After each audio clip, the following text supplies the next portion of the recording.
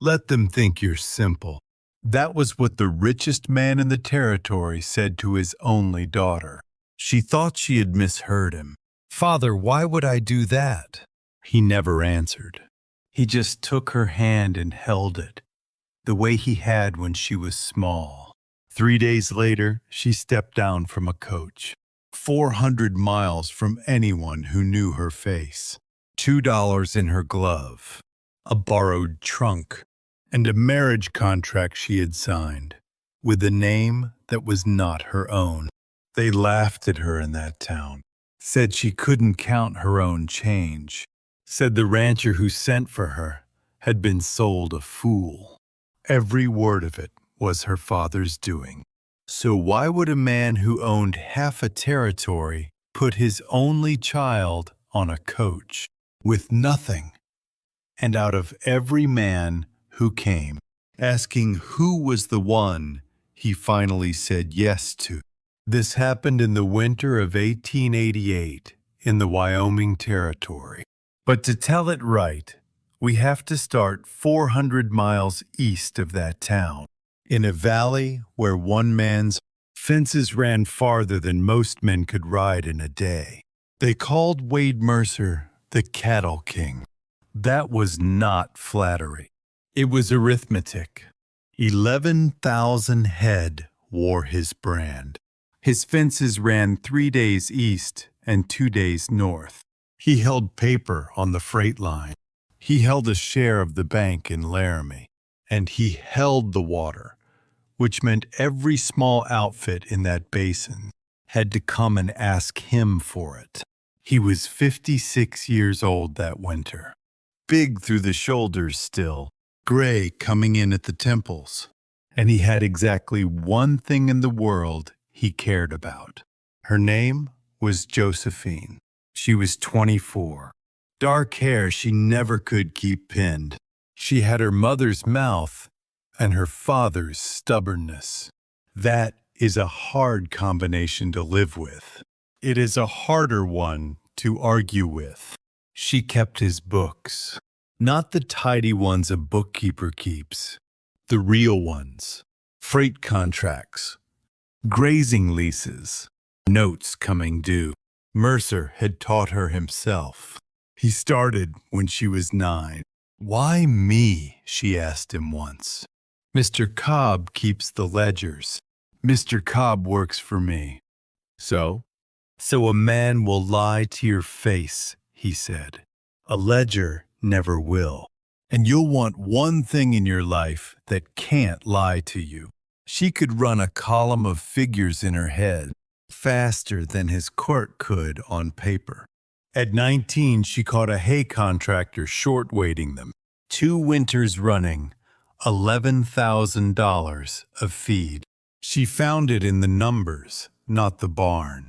Folks in that valley knew it too. That was the trouble. The first one came in October. He was the second son of a family out of Philadelphia, and he had a coat on him worth more than a cowhand made in a year. He sat in Mercer's front room with his hat in his lap. He waited about 4 minutes before he got to it.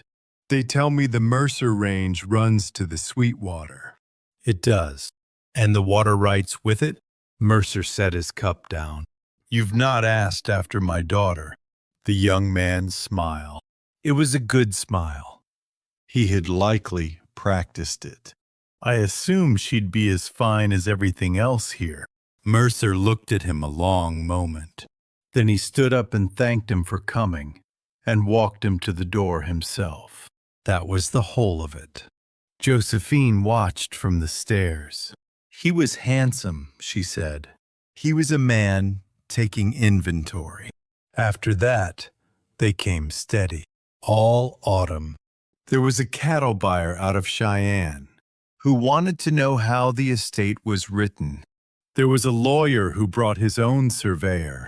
There was a rancher's son off the Powder River, and Josephine sat with him 9 minutes.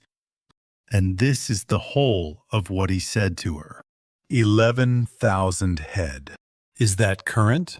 I'm sorry? He said it again slower, the way you would to a child. The count. Is it current, or is that last spring's number? It's current. Good, good. He sat back. And it all comes to you. Not one of them asked what she liked. Not one asked what she was good at. Every last one of them asked about the herd. Josephine started keeping a tally. She did it in the margin of the freight book, small, in pencil. A mark for every man who asked about the cattle before he asked her name. By the end of November, she had 11 marks. Her father found it one night. He did not say anything about it. He just sat there a long while, with his thumb over the page. Then he closed the book. Now here is the part nobody in that valley knew. Not one soul for 8 years. Wade Mercer had been married twice. The first was Josephine's mother. She died when the girl was 6. He did not speak of her, and I will not either. That grief was his own. The second was a woman named Vivian. She came out of St. Louis 8 years after. She was clever. She was warm. She laughed at his jokes, which were not very good. Mercer was 41 and lonesome down to the bone. He married her inside of 5 months. For 2 years, she was kind to him. She was kind to the girl, too. That mattered more. And the whole of that time, she was quietly moving his paper. She had a lawyer in Denver. Between them, they wrote a second set of transfers on the Sweetwater sections. Those were the water sections, the ones the whole basin drank from. They backdated the lot of it, and they waited. What tripped it was a freight bill. Josephine was 14. She was doing the books that month because her father had broken his hand, and she found a haul billed to the ranch that had gone to a warehouse in Denver. The ranch did not own a warehouse in Denver. She brought it to the supper table. She did not understand what she had. Father, this one's wrong. He looked at it a long moment. Where did you find this? March. It's billed twice. She pointed. Only the second one goes somewhere else. He set his fork down. He did not pick it up again. Vivian was gone inside the week. There was no trial. Mercer paid that Denver lawyer a great deal of money to keep it quiet. A scandal would have moved the price of every acre he held, and he could not stand to have the girl testify. He never remarried. He never courted. He did not speak Vivian's name again in that house. But something in him closed like a gate. You've gone hard, Wade. That was old Gil Renard, who had ridden for Mercer since before there was a fence to ride. He said it that December, out by the horse barn, with his breath white in the air. I've gone careful. It's the same thing when it lasts this long. Mercer did not answer him. Gil tried once more. That girl's 24. I know how old she is. Gil had known him 30 years and went on anyway. Then you know what folks say. A girl that age still under her father's roof. Every man in the territory turned off the porch. Let them say it. But it sat with him. Gil could see that it sat with him, because the truth was, Wade Mercer had a problem he could not solve with money. And he had never once in his life had that before. He could buy land. He could buy cattle, water, paper, silence. He could not buy a way to know a man's heart. Did he love the daughter? Or 11,000 head of beef? Then Preston Ashby came. He came the second week of December, in a hired rig, in weather that had no business carrying a man that far.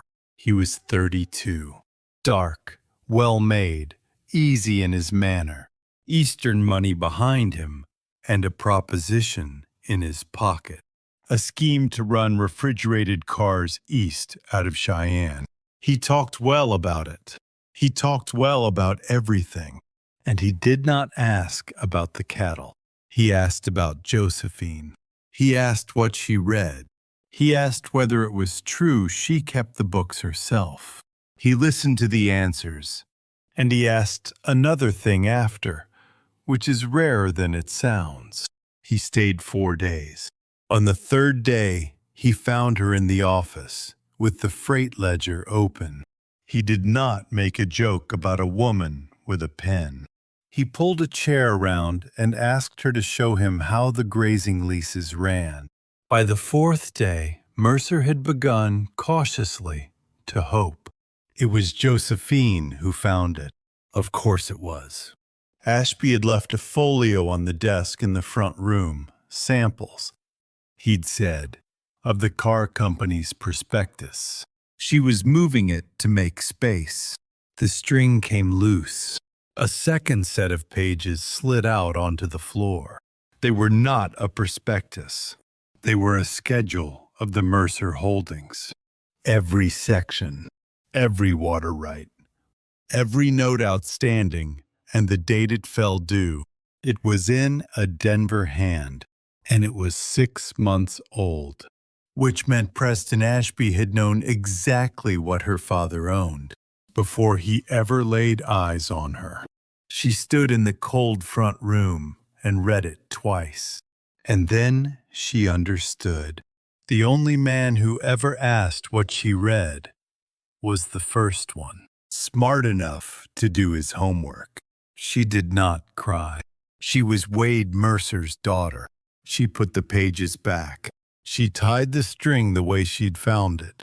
And she went upstairs and sat on the edge of her bed until the sun came up. She told her father at breakfast. He listened all the way through without a word. Then he got up from the table. He walked out to the horse barn in his shirt sleeves in January. He stayed out there the better part of an hour. When he came back in, his face had changed. Josephine. Sit down. Father. Sit down. She sat. How many men have come to this house since October? 14. How many asked after the herd before they asked after you? She did not want to say it. 13. And the 14th did his reading first. He put both hands flat on the table. That is the whole of it. That's what I have to give you. Land and cattle and a name that draws them like flies to a window. That isn't your fault. It is entirely my fault. I built it. He was quiet a while. There's a thing I've been turning over, he said. I've turned it over since November, and I've hated it every time. But I've got no better. Then say it. And he said it. Let them think you're simple. She thought she had misheard him. Father, why would I do that? Because a man who wants a rich man's daughter will find you anywhere in this territory. There's no fence high enough. But a man who'd be good to a woman with nothing. He stopped. He started again. There's only one way to find that man, and it's to be a woman with nothing. You want me to lie. I want you to be quiet about the truth and let a man show me who he is. She did not sit back down. For how long? Until you know. She stood up from the table. And if I never know, then you come home, he said. And I'll never ask another thing of you as long as I live. They fought about it for 9 days. I'll spare you most of that. She called it a cruelty. She said he was making a test of a man's whole life and never telling him he was sitting for it. He did not disagree. That was the worst of it.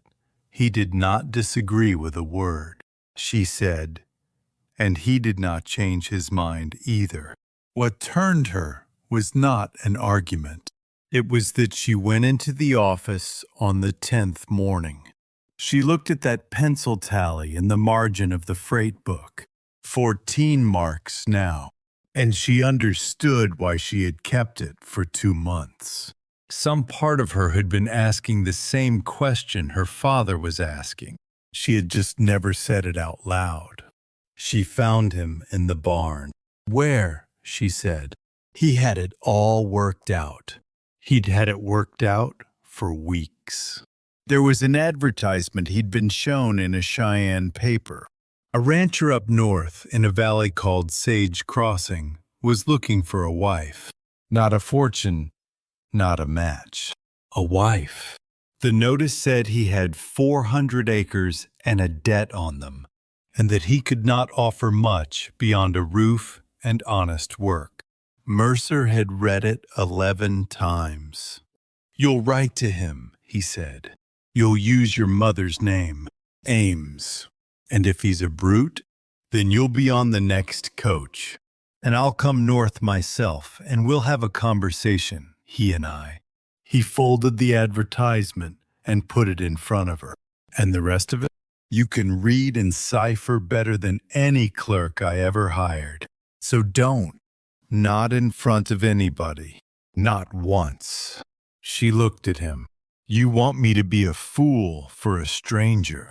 I want you to be nobody," he said. "It's the only way of finding out if somebody's worth something." She wrote the letter on the 15th of January.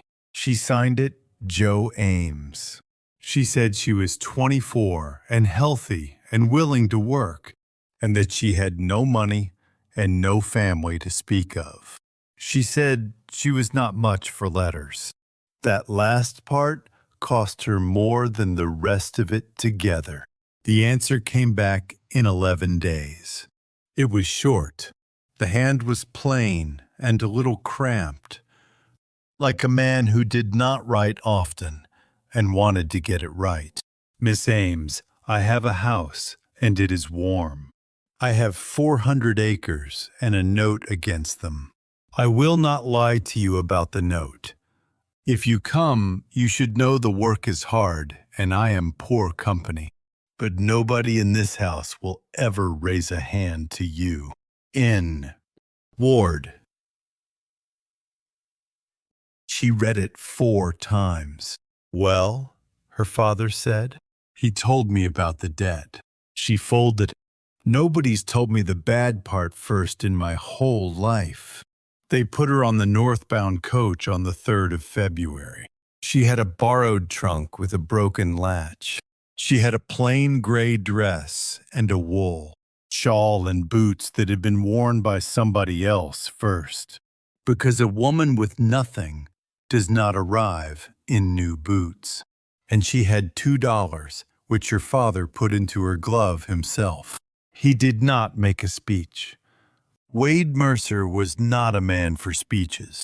He held her hand a moment at the coach door, the way he had when she was small, and he said one thing: "If he's good to you when there's nothing in it for him, that's the whole answer. Don't wait for more than that. And if he isn't, then you come home." The driver called down. She got in. He stood in the road and watched the coach out of sight. And then he went back inside and sat down in the front room. And old Gil Renard found him there 4 hours later, still in his coat. But Wade Mercer had not told his daughter everything. He had not told her why he chose that valley. He had not told her why, out of every notice in every paper in the territory, he had read that one 11 times. That part comes later. She got down off that coach on the 9th of February, with the wind coming straight down the street. Sage Crossing was one street, a store, a church, a livery, and 11 houses that had not been painted since they went up. There was ice in the wagon ruts, and there had been ice in them since November. Nathaniel Ward was standing by the freight office with his hat in his hands. He was 34, tall but stooped some in the shoulders the way men get, who have done a lot of lifting alone. Sandy hair going back at the temples, a face that had been out in weather. He looked at her, and then he looked at the ground. And then he made himself look at her again. Miss Ames, Mr. Ward. I've a wagon.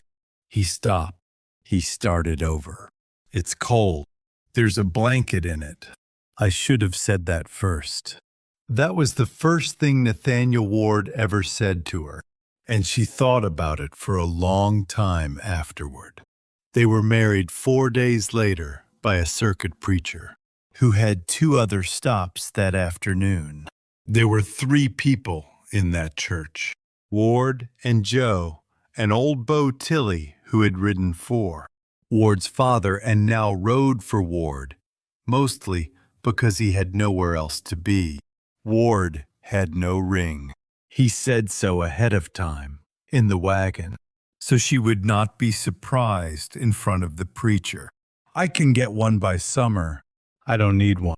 You ought to have one, Mr. Ward. She turned in the seat. I came here with $2. I'm not the one keeping score. He was quiet a minute. All the same, he said, you ought to have one. Old Bo Tilley walked out with them after. That's the shortest wedding I ever stood up at. It's a wedding all the same, Ward said. I'm not complaining. My knees is bad. Bo settled his hat. Ma'am, he's hard to talk to, and he'll work you into the ground. But I rode for his daddy 20 years, and I never saw either of them lie. Not once.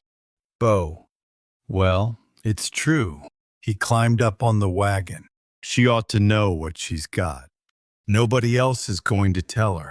Joe thought about that the whole way home. It was the first honest account of Nathaniel Ward anybody had given her, and the man who gave it had no notion he was giving evidence. Now I'll tell you how she played it, because it was not simple. And she was not simple, and every day of it cost her something. Her father had told her not to read, so she did not read. When Ward left the mail on the table, she left it where it lay. When Bo Tilley read the feed prices out of the paper at supper, she looked at her plate. When the preacher's wife pressed a hymnal into her hands at church, she held it upside down for the length of 1 verse before somebody turned it for her, and she made herself smile about it. That was the 2nd Sunday. By the 3rd Sunday, it was all over the valley. And in the store, on a Tuesday, in front of 4 people, it became the thing that everybody in Sage Crossing knew about Nathaniel Ward's wife. The woman behind the counter was Alma Pruitt. She had run that store 19 years, and she knew everybody's business. And she considered that a service she performed for the community. Joe set down flour, salt, and a tin of coffee. $1.60. Joe handed her $2. It was all she had. It was the same $2, and she had carried them across 400 miles. Alma counted the change back into her hand. Slow. A dime, a quarter, a nickel. That's 40 cents, Alma said. It was 35. And Joe Ames, who had caught a hay contractor short waiting, $11,000 of feed at 19 years old, stood there and looked at the coins in her palm and said nothing at all. Go on then, Alma said. Count it. I'm sure it's right. Well, Alma smiled at the 2 women by the window. That's a blessing, isn't it? Not having to worry over a thing like arithmetic. They laughed. Not cruelly. That was the worst of it. They laughed the way people laugh at a dog that cannot get up on a chair. Joe put the coins in her glove and walked out. She got as far as the wagon before her hands started shaking. And that is where Nathaniel Ward found her. He had come in for a rasp and a length of chain. He had seen the last of it through the window. He did not say anything to her. He walked past her into the store, and Joe heard the door. And then she heard his voice through the wall, and it was not raised. Mrs. Pruitt, you gave my wife 35 cents. I gave her. You gave her 35 cents, and you called it 40. And you did it where folks could watch. A long pause. Now, I've traded in this store 11 years, Ward said. My father traded here before me. I'd not like to stop. Another pause. It was a mistake. Then you'll want to fix it. Alma Pruitt came out to that wagon herself. She put a nickel into Joe's hand, and she said the words. And she went back inside, and her face was very red. Ward climbed up and took the reins. They were half a mile out of town before Joe could speak. You didn't have to do that. I did. They'll talk about you now. They've talked about me since I was 9. He shook the reins. Let them add a line. She wrote to her father that night. 1 line. Her father kept that letter the rest of his life. He did not ask me whether she cheated me. He assumed it. March was the hardest month. There was a stretch of 9 days when it did not get above 0, and they lost 4 head, and Ward was out in it from dark to dark. Joe learned to keep the stove going, and the water thawed, and the bread coming, and she learned it badly at first. Because a woman who has run 11,000 head on paper has never once had to bank a fire. She burned 3 loaves before she got 1. Ward ate the burnt ones, all 3, without a word. You don't have to eat that. It's bread. It's charcoal. Then it's warm charcoal, he said. And I've had worse. And you'll get it tomorrow. She got it the next Tuesday. In April, a man came out from the land office with a paper. It was a routine thing, a refiling on the water access. The kind of paper a man signs twice in his life. But it needed both their names because they were married now. And the clerk laid it on the table and turned it toward her. Just your mark, ma'am, if you can't write. The room went quiet. Joe Mercer could have read that document faster than the clerk who brought it. She could have told him the section numbers were transposed, which they were, and that the filing date would have cost them a season. She looked at Ward, and Nathaniel Ward reached over and turned the paper around toward himself and said, I'll read it to her. He read the whole thing out loud, every line. It took 11 minutes, and the clerk shifted the entire time. Then he set it down. Joe, he's got the sections backwards. 12 and 21. She stared at him. You caught that? I've walked that fence line since I was a boy, Ward said. I can't spell worth a damn, but I know where my own water is. He made the clerk take it back and do it again. In the wagon after, she asked him something she had been holding for 2 months. Does it shame you, having a wife who can't read? He thought about it honestly, which she had come to expect from him. No, he said. It shames me that I can't teach you. I've tried to think how, and I don't know how. That's mine, not yours. You could hire somebody. With what? She looked out at the road a while. Then I'll teach myself. On your own? Out here? I might surprise you, Mr. Ward. He laughed. It was the first time she had heard it. Now, before we go on, if you're still with me, do me one small thing. Tell me in the comments what time it is where you are. I like knowing who's out there in the dark. All right, back to that spring. Because here is the part Jo Ames did not know. She would not know it for a long while yet. But you ought to know it now, because everything after this turns on it. Wade Mercer did not pick that advertisement out of a newspaper. He went looking for it. 31 years before, in the winter of 1857, Wade Mercer had nothing at all. He was 25. He had come west on a cattle drive that went wrong. 2 men died on it. The outfit broke up in the Wyoming Territory, and the trail boss went south with the money. Mercer was left in country he did not know. His horse went lame in the first week. He walked 11 days. On the 11th night, it came on to snow. He sat down against a rock because he could not feel his hands anymore. That is generally the end of it. A man found him. The man's name was Samuel Ward. He had a wife, a baby son, and a soddy with 1 room in it. He did not have enough of anything for a 4th mouth. He took Wade Mercer in anyway. They kept him 6 weeks. He lost 2 toes and no more than that.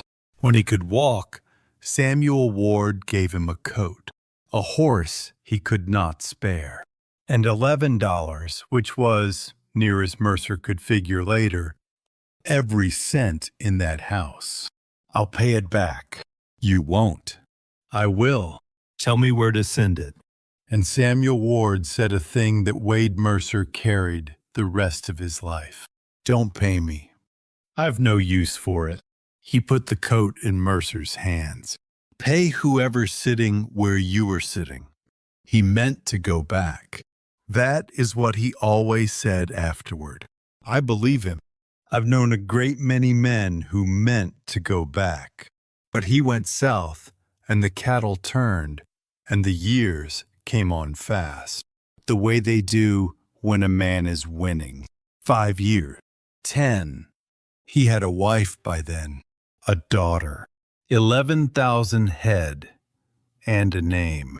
He wrote once, in 71. The letter came back. He sent a man north in 79 to find the family. The man was gone 3 weeks. He came back and stood in that front room with his hat in his hands.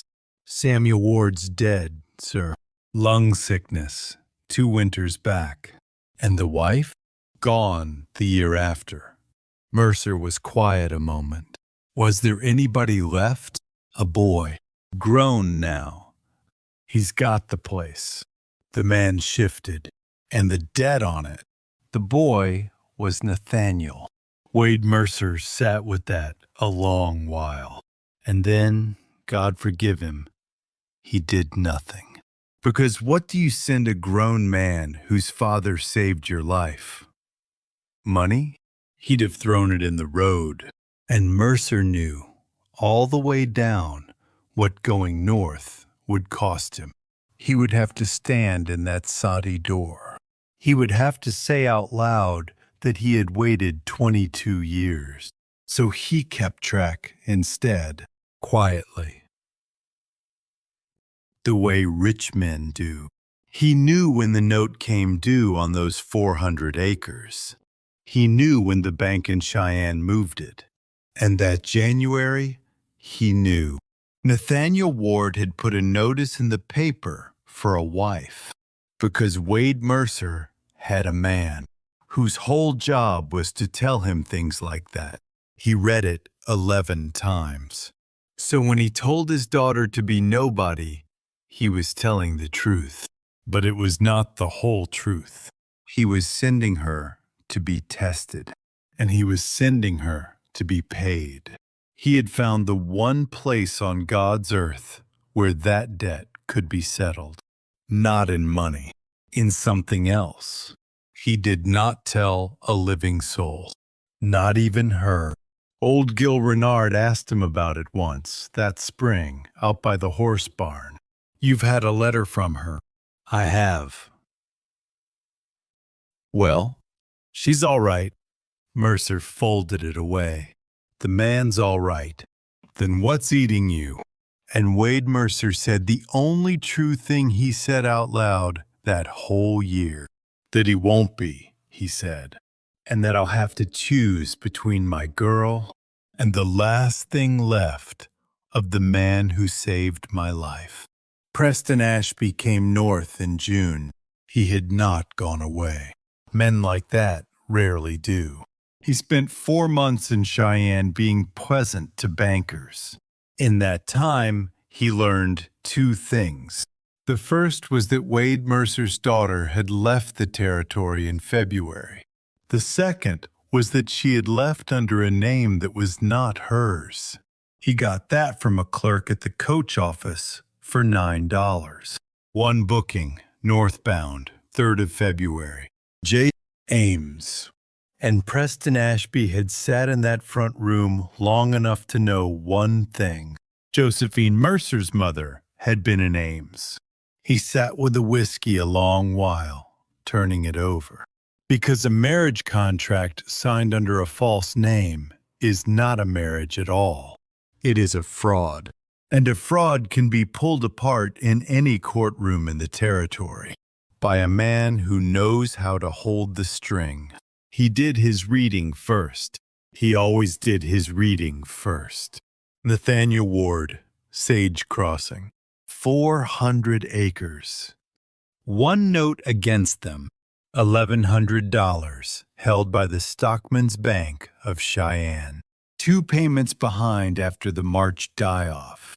Ashby bought that note in the 2nd week of June. He paid $1,140 for a piece of paper he had no interest in collecting. Then he rode north with it in his coat. He came up the road to the Ward place on a Thursday. Ward was in the corral. Joe was on the step with a basin. She knew him at 400 yards. She knew the set of his shoulders in the saddle. "Mrs. Ward." Ashby took his hat off. "Or is it Mrs. Ames?" "I confess, I've lost the thread." Ward came across the yard. "You've business here?" "I have." Ashby drew the paper out. "I hold your note, Mr. Ward. $1,100, 2 payments in arrears. I'm calling it 30 days. Ward looked at the paper a long moment. "The bank never said a word to me." "The bank doesn't have to. It's mine now." Ashby folded it away. 30 days. "I'll be at the hotel in town." He turned his horse.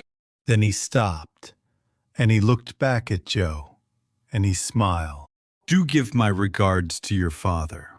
He came to her the next afternoon, out on the road, where Ward could not see. He was very calm about it. That was the thing she remembered. "I'll say it plain, because you're clever, and I'd be wasting both our time otherwise." He sat his horse easy. "You signed a marriage contract under a false name. That's fraud, and I can prove it in an afternoon. Your husband loses this place either way I hold the note. But I can do it quiet, or I can do it in a courtroom with your father's name in the paper. What do you want?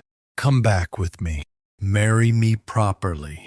Your father settles the note as a wedding gift. Everyone keeps their dignity. And Mr. Ward keeps his 400 acres and never knows what you are. And if I don't, then in 30 days, he's a bankrupt who is made a fool of by a rich man's daughter," Ashby said, "and every soul in that valley will know it." She stood in the road and said nothing. "You've a week," he said. "Write to your father. He'll tell you the same thing I have. Now here is her position, and I want you to sit with it a minute. because I have never in my life been able to decide what I would have done. She could end it with one sentence. She could walk into that house and say 5 words. My father is Wade Mercer. The note would be settled by Tuesday, and the whole thing would be over. The land was safe. It had been safe the entire time. There had never been a moment when $1,100 was real money to her family. And the second she said it, 2 things happened. Nathaniel Ward would learn what the last 5 months had been. A test. One he never knew he was sitting for. And she would never know. Not ever. Not for the rest of her life. Whether the man who ate 3 burnt loaves without a word had loved the woman with nothing, or had simply not yet met the woman with everything. She wrote her father that night. 4 pages. She burned them in the stove. She did not tell Ward. I want to be honest with you. I think that was wrong. She thought so too, later. But she was 24, and she had been carrying it 5 months.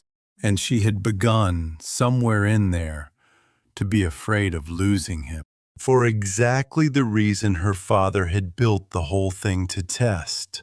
So she said nothing, and she watched him sell things. He sold the good saddle first, then the second team. Bo Tilley found her at the wash line the morning the team went. You know what that mare's worth to him. I know.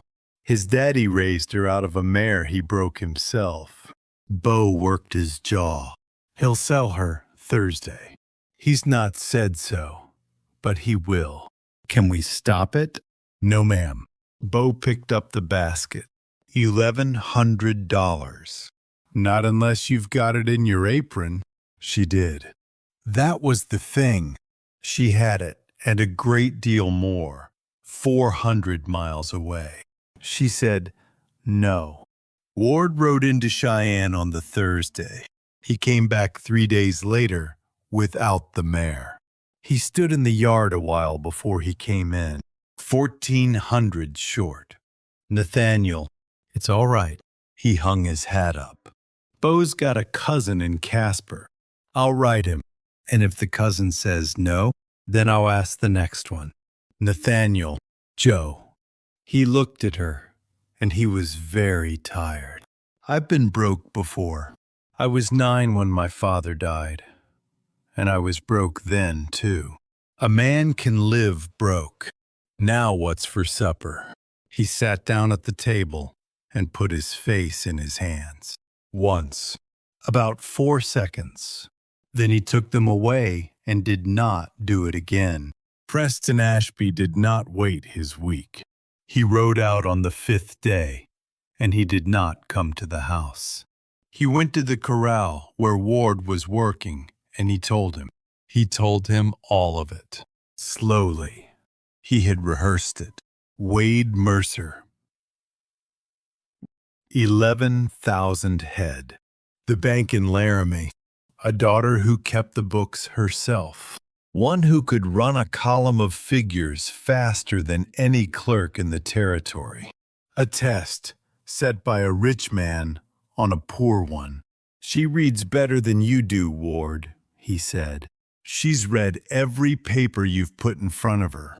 She read the land office filing while you were sounding out the words. And then he rode away. Because he was not a fool. And he knew the work was done. Ward came into the house at dusk. He did not slam anything. That was the worst of it. She had braced for shouting, and there was none. He hung his hat on the peg. He washed his hands at the basin. He sat down. Is your name Ames? She stood by the stove with a cloth in her hands. It was my mother's. That's not what I asked. No, she said. My name is Josephine Mercer. He nodded slowly, like a man checking a figure he already knew. And you can read? Yes. He was still nodding. He did not seem to know he was doing it. The Land Office paper, section 12 and 21. I saw it before the clerk set it down. And you let me read it out loud to you. He was looking at the table. 11 minutes. In front of that man. Yes. Why? And she found she could not make it sound like anything but what it was. Because my father wanted to know if you'd be good to me when there was nothing in it for you. Ward sat there a while. Was it a wager? No. He asked the next one the same flat way, as if working down a list. Was there money on it? No, Nathaniel. No. It was never. Because that's the shape of it. He said it quietly. A rich man wanted to know a thing. So he sent his daughter 400 miles to live in a cold house, with a man 2 payments behind, and he watched. And now he knows. He wasn't watching. There was nobody watching. It was only me. That's worse. She had not thought of it that way, and it took the ground out from under her. He stood up. I ate at this table 5 months, and I never once knew who I was talking to. You knew exactly who you were talking to. I knew a woman named Jo Ames who couldn't count her own change, Ward said. I liked her a great deal. She's the same person. The reading and the money are the only things that changed. No. He had his hand on the door. She never had anywhere else to go. That's what I liked about her, and I'm ashamed of it. And it turns out it was never true. Nathaniel, I'm not angry with you. And he wasn't. That was the terrible part. I just don't know what I've been doing for 5 months. He took his coat off the peg and went out to the barn, and he slept there. The hearing was set for the 11th of July. Circuit Court came through Sage, crossing 4 times a year and set up in the church because the church was the only building with enough chairs. Judge Amos Ballard wrote it. He was 61. He had been riding that circuit 19 years, and he had a way of listening with his eyes shut that made men nervous. Half the valley came. They always came. It was the closest thing to a show that country got. Alma Pruitt was in the 3rd row. Ashby's man laid it out clean. The note was in arrears. The note had been properly assigned. Foreclosure on 400 acres. The water access included, 30 days having lapsed. Ward had no lawyer. He stood up when it was his turn and said he did not dispute the debt, and that he had raised 1,400 of it, and that he was asking for a season. Ashby's man said the note contained no provision for a season. Judge Ballard opened his eyes. Let me see it. And that is when Joe Mercer stood up. She was in the 4th row. She was wearing the gray dress she had arrived in. Your Honor, may I see that paper? The room turned around. Ashby's man laughed, actually laughed, out loud, in a courtroom. Your Honor, with respect, Mrs. Ward is. I know what folks say Mrs. Ward is. Ballard held the note out sideways, without looking up. Come get it. She walked to the front of that church, past every person who had watched her hold a hymnal upside down. She took the paper. She read it. It took her about 40 seconds. The assignment's dated the 9th of June, she said. The endorsement above it is dated the 2nd. So the bank stamp is the 14th. She turned it around. The Stockman's Bank did not release this note until the 14th of June. Mr. Ashby's endorsement says he took it on the 2nd. He's written himself 12 days he did not have. The room was entirely quiet. Why does that signify? Ballard said. He said it the way a judge says a thing he has already worked out, because the arrears are counted from the date of assignment. If he took it on the 14th, the 30 days run to the 15th of July. She set the paper on the rail. This hearing is 4 days early, and he backdated it to make it lawful. Judge Ballard put his spectacles on and read it himself, twice, and then he looked up at Preston Ashby for a long moment. Mr. Ashby, did you alter this instrument? Ashby's man started to speak, and Ballard put a hand up without turning his head. I asked him, and here is a thing worth knowing about men like Preston Ashby. They are very good in a front room. They are not always good in a room where somebody has stopped being polite. He said, it was a clerical matter. It was a felony, Ballard said, in my court. He voided the assignment. He ordered the note returned to the stockman's bank at the original terms, which gave Ward until spring. And he bound Preston Ashby over to the territorial court in Cheyenne. The charge was uttering a forged instrument. The marshal took him out the side door of a church. The Valley talked about that for 11 years. Joe did not go back to the fourth row. She stood at the front of that church with everybody looking at her, and she said the rest of it herself, out loud. Somewhere around the 14th of June, she had decided a thing. She was never going to be quiet about the truth again as long as she lived. She told them who her father was.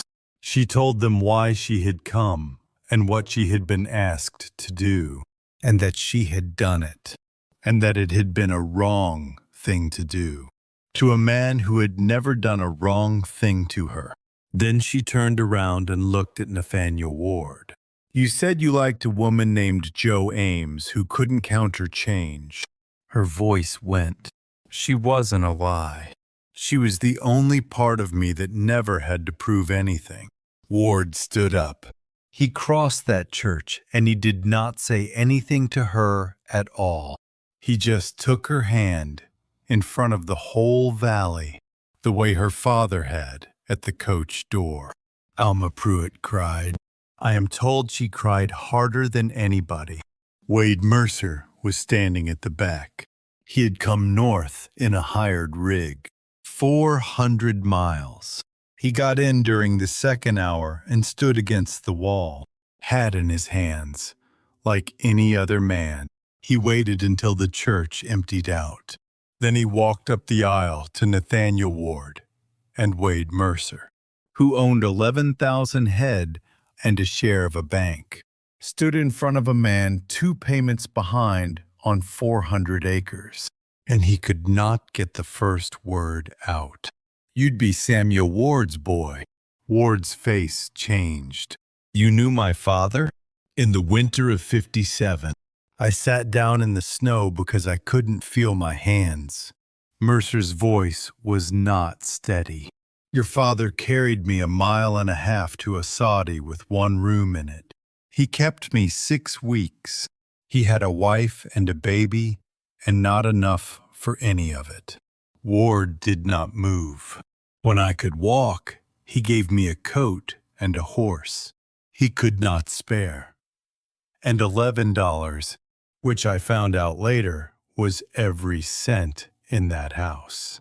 Mercer stopped. He made himself go on.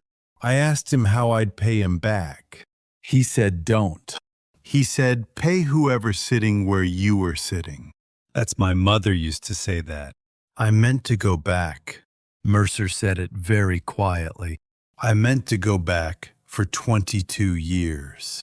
And then I sent a man north in '79. He told me your father was dead, your mother the year after. And there was a boy left with the place and the debt, both. That was me. That was you. Mercer looked at him, and I did nothing, because I could not stand to come to that door and say out loud, how long I'd waited. The baby in the second row started up, and somebody carried it out, and the church went quiet again. So I read a notice in a paper 11 times. Mercer said, "And I sent you my daughter." Ward was a long while answering. "You sent her to be tested." "I did." "And you sent her to be paid." "I did that too." Mercer's jaw worked. "And I'd not blame you a bit if you threw me off this place for it. It was a coward's way to pay a debt, and I knew it the whole time." Ward looked down the empty church. "She burned 4 pages, he said. "Did you know that?" "She wrote them the night that man threatened us. Then she'd burned them in my stove. She'd not have me lose this place on her account." "No, I didn't know that." "Then I'd say she's more yours than you deserve," Ward said, "and better than either of us." He put his hand out. Wade Mercer took it, and that was the whole of it. And it was 31 years late. They settled the note in August. Ward would not take it as a gift. They argued about that for 2 days, and in the end, Mercer bought a half share in 400 acres at a price that was fair, and Ward paid it off over 9 years, and every payment cleared. Joe kept the books, out loud, in front of anybody. Alma Pruitt hired her to do the store's accounts in '91 and told everybody it had been her own idea.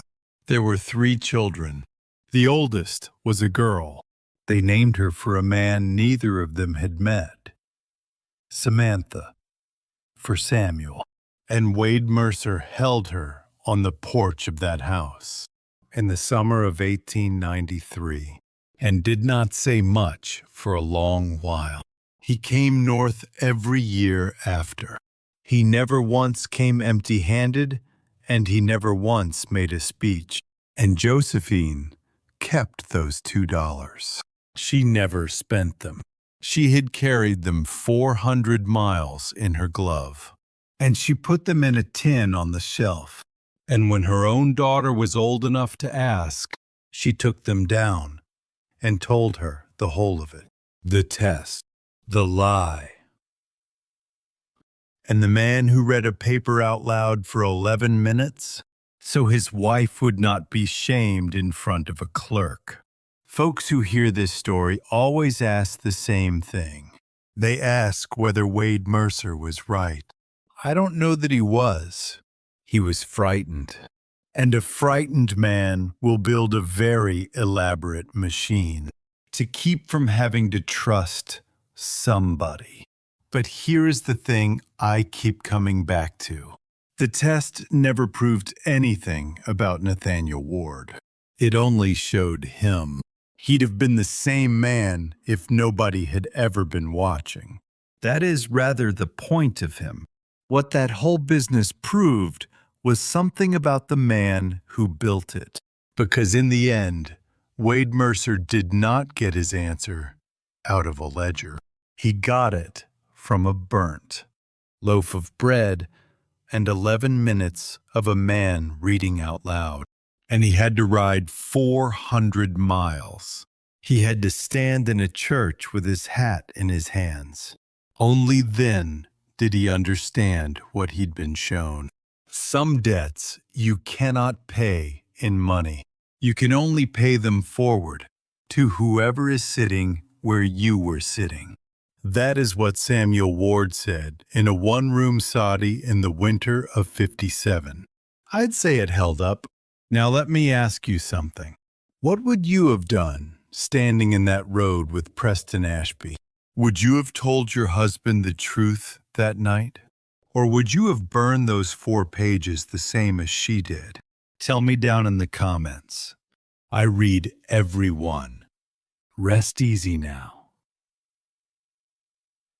There will be another one waiting the next time you come this way.